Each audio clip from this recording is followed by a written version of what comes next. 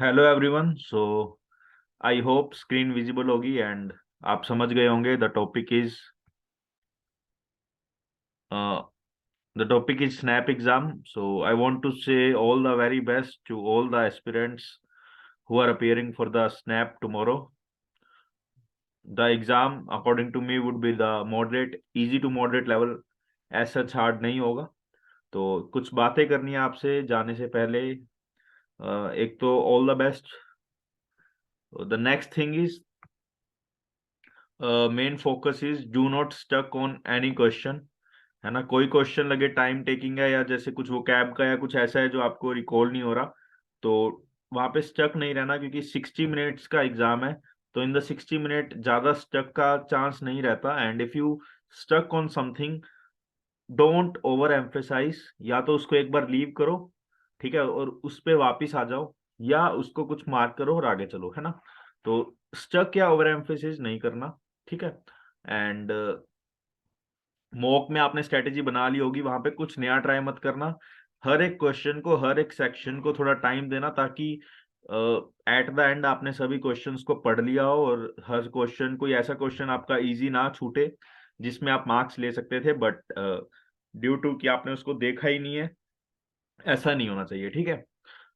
उसके बाद है कि पेपर का लेवल हार्ड भी हो सकता है इन केस, है ना। अगर हार्ड हुआ तो वैसे ही कट ऑफ वेरी कर जाएगी, बट ऐसा ना हो कि पेपर का लेवल हार्ड हो और आप जस्ट नर्वसनेस के चक्कर में ओवर अटेम्प्ट कर लो एग्जाम। ऐसा बिल्कुल नहीं होना चाहिए। अगर पेपर का लेवल हार्ड है तो वो सबके लिए हार्ड है, तो ये चीज आपको पता होनी चाहिए। बट ऐसा भी ना हो कि पेपर का लेवल इजी आए या मॉडरेट आए तो आप ऐसे ही सोचे जाओ कि ये तो हार्ड है ना।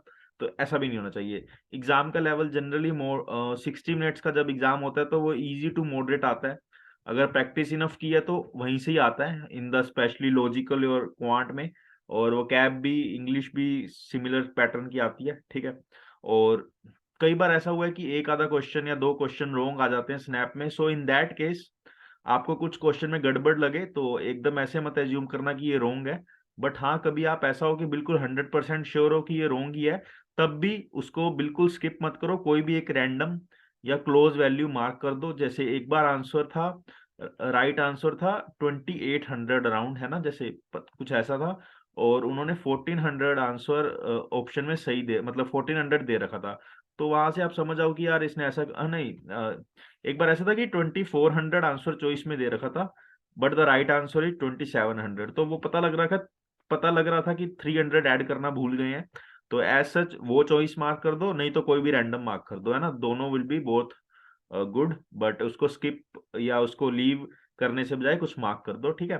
तो बेस्ट अटेम्प्ट की बात अभी कल करेंगे एग्जाम के बाद, लेकिन जितना हो सके आप अपना दो। प्लस वन थिंग मोर, कि कई बार ऐसा होता है कि आपको कुछ क्वेश्चंस पे डाउट है, जैसे 4 क्वेश्चंस हैं उन पे आपको डाउट है कि मैं मार्क करूं या ना करूं।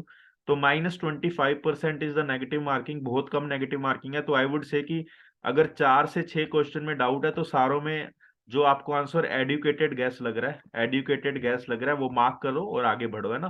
क्योंकि अगर एक भी क्वेश्चन सही होगा तो वो नेगेटिव का पूरा हैंडल कर लेगा। तो this is all from my side. Best of luck for the snap. Thank you and have a very happy day.